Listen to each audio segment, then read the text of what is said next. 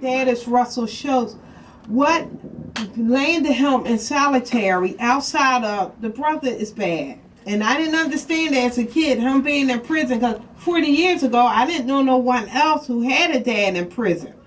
But I can remember being evacuated out of my school because he would escape. He was like, I'm not staying in here. And dude knew how to get out of prison.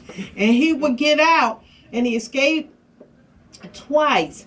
And they put him under lockdown because he could get. He's so educated. Like these brothers are saying, if you get into these books, he learned how to live off the land while inside. It was a massive manhunt on him for 30 days. He was front page news every day on the Daily News because of the manhunt. But he lived off the land. And he learned all of that while inside. About 9 years ago, they caught the trigger man. My dad is in for a cop being killed. Him and 4 other guys. But they were also Black Panthers. So bigger than any crime. They are in for their beliefs and for protecting their people and their community. Because at the time when my dad got arrested and being in the Panthers, the more they tried to create breakfast programs, their own schooling, the system came down on them.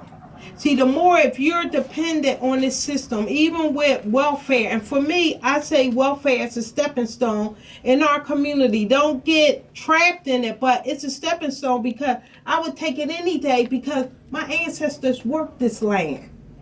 They worked for this land. So if it's out there, I'll take it. But in those times, in the 70s, Rizzo was the mayor of Philadelphia, and y'all younger folks, but a 16-year-old boy was gunned down by the cops right in front of his mother in the kitchen.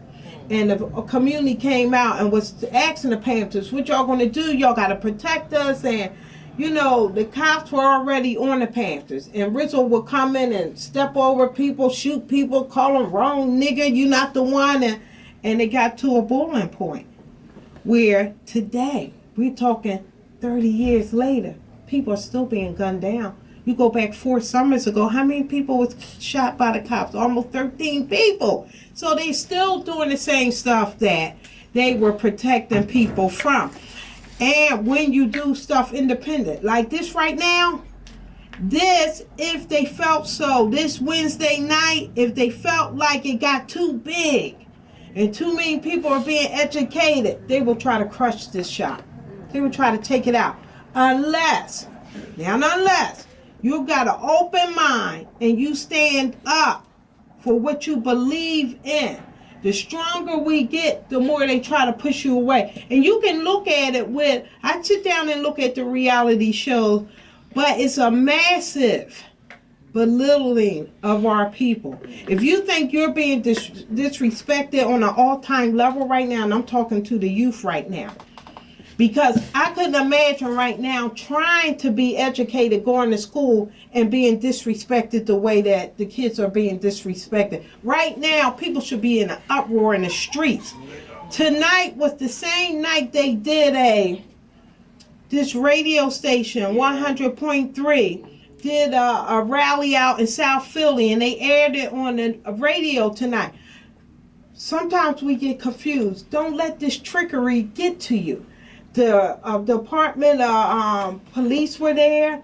Lady B from the radio station. They like, we got to come together. There's too much gun violence in the street. And that's true. But what can we do to take place of that? The first thing they were saying, and the same thing that your legislators give you, is crime. Crime is the only power, only thing that can stop this. It's not the crime. It's not that people are desperate now. People are financially desperate. And when you hear your legislators or people in power saying the only thing they can do is create more bills and more legislation to lock people up, that's not the solution. Is that all you can give us?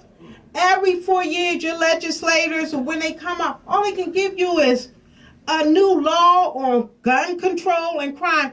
That's not the solution. Because for real, we're looking at trying to raise minimum wage. I'm working with a group on that. And I get kind of upset, Karen can tell you. $10 an hour ain't shit It ain't gonna help nobody. It needs to go to 15. Stop playing these games with these legislators that make you think that this is a good thing. It's not. And you have to control the power not to feed into it and take it to another level. It's the same thing when my father was in solitary and I got mixed up a little while believing the Department of Corrections there. We're going to help you, Theresa. We're going to do this. This will be over the phone to one of the, my dad is 70, so he need a cataract. And the chief of staff told me he would have to go blind before they gave him a cataract. And in the Department of Corrections right now, you only get one eye. And this is all the stuff he's putting in my head. He gets one eye. What does that mean? Well, if we fix one eye, he have to live with the other eye, just be blind or whatever. If you're in prison now, here in Pennsylvania, if something was to happen to both your eyes, you only allowed one good eye. So that's enough to make me, Karen, to tell you, I was on the Amtrak train the next day. Didn't know how I was getting back home. Was prepared to sleep outside of that man's office. As soon as I got there, he's like, what the hell are you doing here? Talked to me as if I was this little. I said, did you say my dad get one eye? I said, what about your daughter Judy down there at Pine Valley? I had Googled everything on her. She get hit with the soccer ball. She get one eye? You don't tell me. What the hell do you think you ought to tell you, Ma? Now let's get that paperwork going. And that's just how I am, straightforward. They don't expect a prisoner loved one to step up to their office. And I do it all the time. I've got my dad every surgery he needed. Heart, prostate, eyes, everything. But for real, we run these prisons. For real. Anytime, y'all please look up California state prisons right now. They've had 2 hunger strikes. 2 years ago, they had 9 demands. One of it was just to let them wear a sweatshirt, get so cold in the cell. One was to allow our family in. Stop charging our family all of this money for these care packages. The outrageous phone call bill. They said, okay, come off the hunger strike. Because some of them were getting ready to die. One of them did die. And some of them were being forced to be fed. And they didn't want that. A tube through their stomach. Well, forces came to the table, prison authority. They promised them everything on the list. But they didn't give it to them. And that's what I mean about these people promising you things and you don't properly get it. They went on a hunger strike again last summer. This was the key. They all came together this time. Not only did they just go on a hunger strike, you talk about not eating, you got to think about that. That rotten food they're getting anyway. But for them to say they don't want it at all, think about what they did. Latino, black, white, they all came together. They got a stand, they got a pledge, no more fighting against each other. See, the prison got terrified of that. They gave them what they wanted, most of it, because when we're creating a system for you to fight each other, we putting people together we know we shouldn't put together, we're starting trouble with prisoners. And when they all came together, said we will no longer use your phone. Key, so powerful. We will no longer buy your commissary. So powerful. The key thing was not to fight each other. That threw them. So they had to immediately come to the table with them. They didn't leave them out there hanging as long as they did the first strike. So whatever you want to do, you can do. I did a book tour for my dad. The book was here last year, and that's part of the reason it helped to get him out. But people have been fighting for years for him.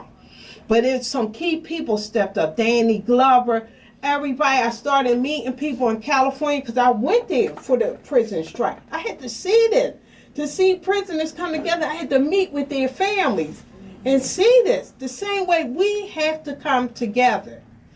I want to leave on that note.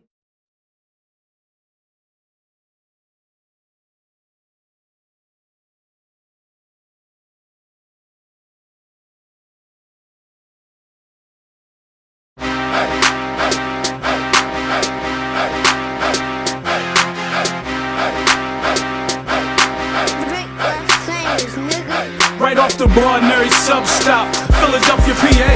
Shot so loud you would think it was a club spot. African Americans, although we all over the web, we the hood librarians. We ship to prisons too. We reach out and deliver to those that's bitten too, but it's more than a bookstore.